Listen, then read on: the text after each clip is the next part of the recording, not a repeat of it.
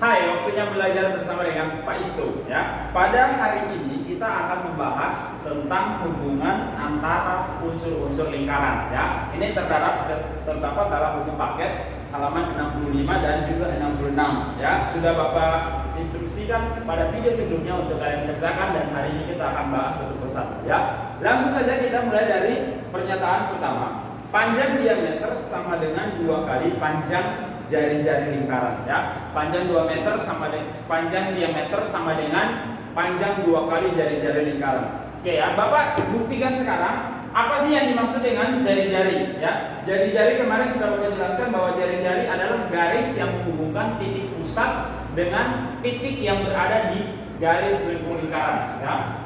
Jadi Bapak gambarkan.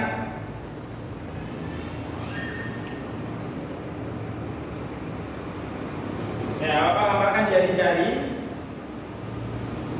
Oke, ini lambangnya R. Ini adalah jari-jari, ya. Sementara diameter adalah garis yang menghubungkan dua titik yang berada di garis lengkung lingkaran. Jadi Bapak contohkan ini titik A, ini titik B. Nah, garis yang menghubungkan dua titik, berarti kira-kira dia menghubungkannya begini. Ya. Ciri-ciri diameter ya, menghubungkan dua titik yang berada di garis lengkung lingkaran dan juga melewati titik pusat. Sehingga kita dapat membuktikan di sini bahwa benar pernyataannya bahwa diameter adalah 2 kali jari-jari. Ini jari-jari yang pertama. Kalau kita buat garis lurus lagi,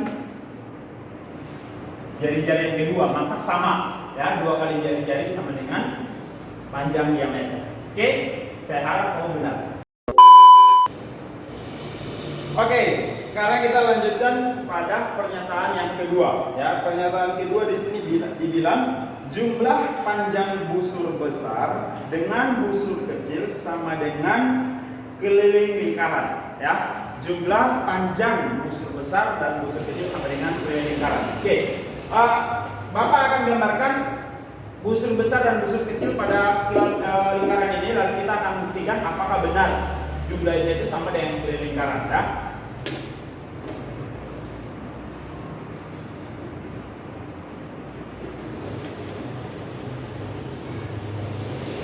Oke, sekarang kita perhatikan ya.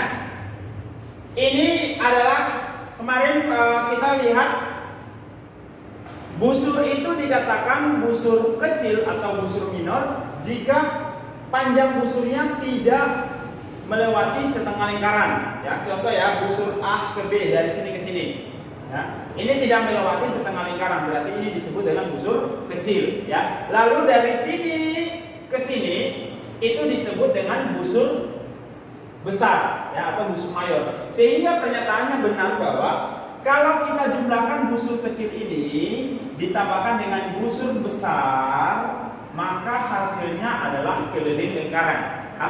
Jadi nomor 2 itu berarti jawabannya adalah ya, benar. Busur kecil tambah busur besar sama dengan keliling lingkaran. Oke? Oke, sekarang kita lanjutkan ke pernyataan yang ketiga. Pernyataan ketiga bilang bahwa busur adalah bagian dari keliling lingkaran. Ya, kemarin sudah Bapak jelaskan bahwa busur itu dia berimpit atau persis di garis lengkung lingkaran ya. Contoh Bapak gambarkan seperti tadi ya. Bapak bikin satu busur di sini.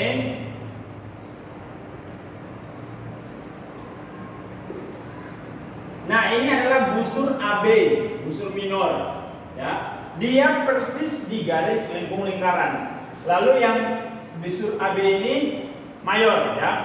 Kalau Bapak buat dengan matematikanya, A busur AB mayor ditambah busur AB minor itu sama dengan keliling lingkaran ya, keliling lingkaran. Jadi benar bahwa busur itu bagian daripada keliling lingkaran. Dia persis di garis lengkung lingkaran. Oke ya, paham konsepnya ya? Oke, sekarang kita lanjutkan ke pernyataan yang keempat ya. Pernyataan keempat adalah keliling lingkaran adalah busur terbesar. Keliling lingkaran adalah busur terbesar ya. kalau kita membuat busur, busur itu dia memiliki sudut, ya, sudut pusat. Nah, kita contoh ya, kita buat A, B. Ini sudut pusatnya ada berapa, ya? Nah, ini juga ada sudut pusatnya, ya, Bapak lambangkan dengan theta.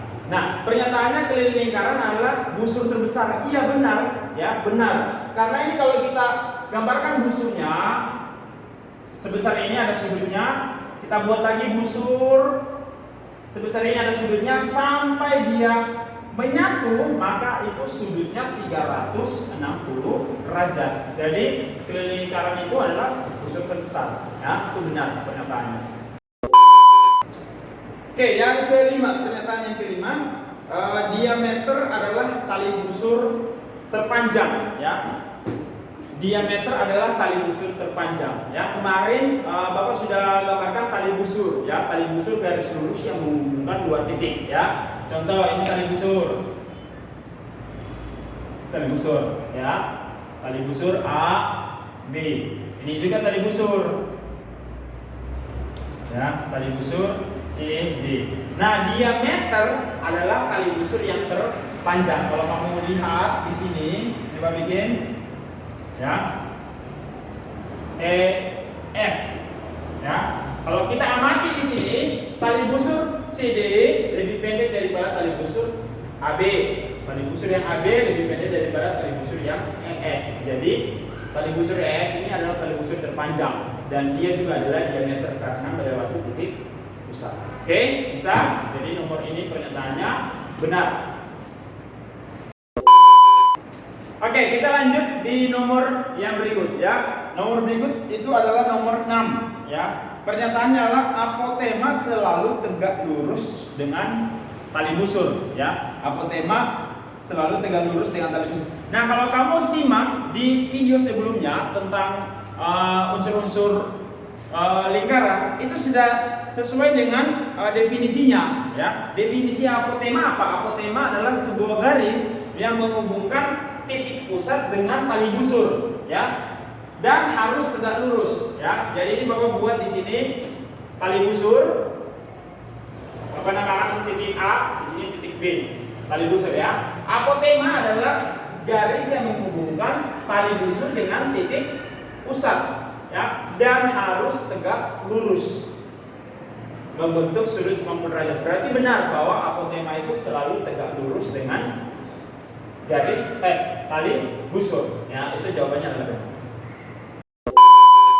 Oke, sekarang kita lanjut di nomor 7, ya. Nomor 7 pernyataannya luas tembereng sama dengan luas juring dikurangi segitiga yang sisinya adalah dua jari-jari yang membatasi juring dan tali busur pembatas tembereng, ya. Jadi kita gambarkan dulu, kita buat dulu tembereng. Kita mau membuktikan bahwa benar nggak sih luas tembereng itu sama dengan luas juring dikurangi segitiga yang ada di situ, ya. Oke, kita buat dulu sebuah luas. Oke, daerah yang Bapak arsir ini adalah daerah tembereng, ya. Titik pusat Bapak namakan O, lalu titik yang di sini Bapak namakan A, titik yang di sini Bapak namakan B, ya. Oke, A, B dan O. Oke, sekarang kita membuat luas juring.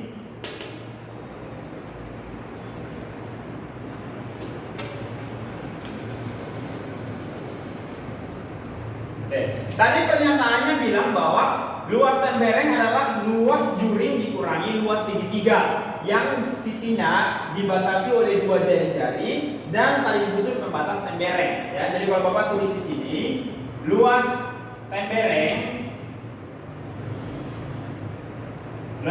ini, ya, yang Bapak arsir, ya, sama dengan luas juring. Juring itu berarti dari titik O ke A, lalu garis melengkung ini ke B, lalu balik lagi ke situ, ya. Sama dengan luas juring dikurangi luas segitiga yang dibatasi dua jari-jari dan juga satu tali busur, ya, tali busur pembatas tembereng. Segitiga ini namanya luas segitiga OAB. OAB. Benar? Ya. Jadi kita lihat ya, luas juring yang ini ya. Luas juring yang ini Bapak tulis ulang, ini luas juring. Ini dikurangi luas segitiga yang ini. Hasilnya itu adalah luas juring yang Bapak arsir ini. Luas tembereng yang Bapak arsir. Oke ya, berarti benar jawabannya.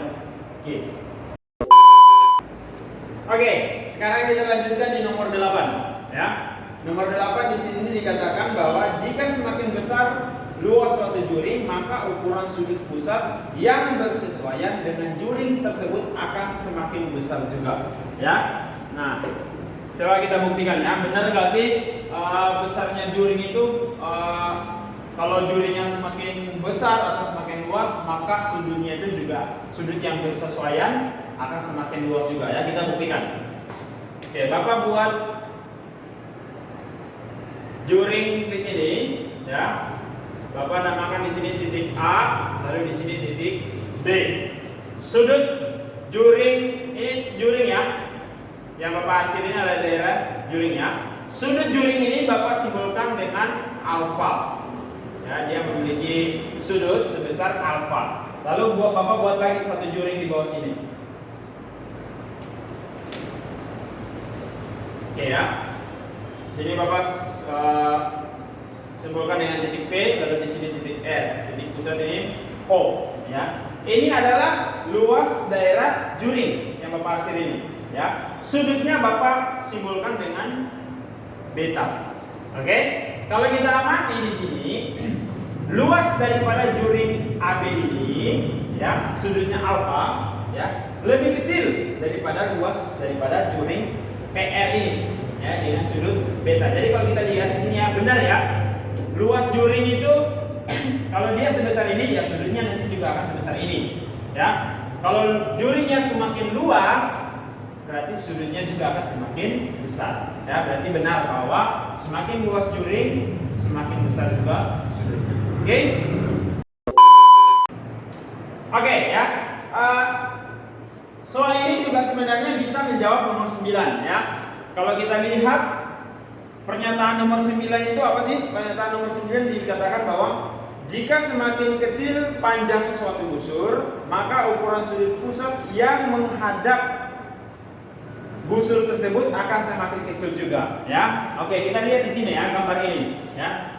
AB ini luas juring yang tadi sudah kita bahas, ini adalah busurnya, ya. Yang garis melengkung ini, Bapak buat ulang, ini garis melengkung ini adalah busur, ya.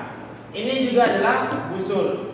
Oke, garis yang ini adalah busur. Nah, tadi pernyataannya bilang bahwa semakin kecil busur, maka semakin kecil sudut yang bersesuaian, ya. Kalau kita perhatikan di sini, kita bandingkan antara dua ini, busur AB ini lebih kecil daripada busur PR, sehingga sudutnya juga akan bersesuaian, ya. Semakin kecil sudut, semakin kecil busurnya, sudutnya akan semakin kecil, ya. Kalau busurnya sebesar ini, Bapak buat contoh satu ya.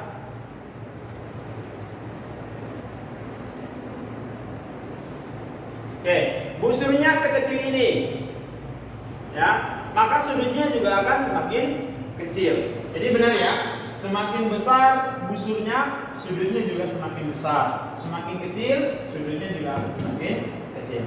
Oke, ini untuk pembahasan tabel yang pertama. Ya, kalau kamu belum mengerti atau kamu pengen bertanya atau apapun itu diskusi, silakan kamu boleh tulis di kolom komentar atau langsung WA ke Bapak. Ya.